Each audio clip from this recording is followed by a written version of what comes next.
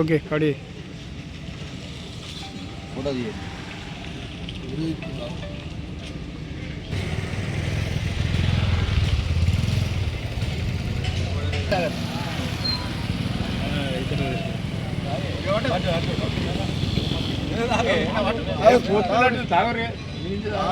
రోజు వచ్చిందా తాగురు.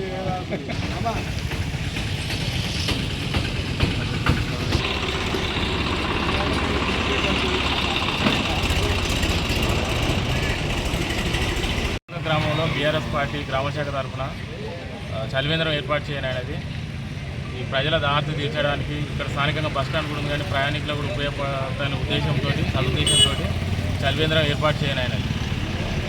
ఈ చలివేంద్రం ఏర్పాటు చేయడానికి సహకరించిన బీఆర్ఎస్ నాయకులకు ముఖ్యంగా రఘుపతి అన్న గారికి ధన్యవాదాలు తెలియజేస్తున్నాను.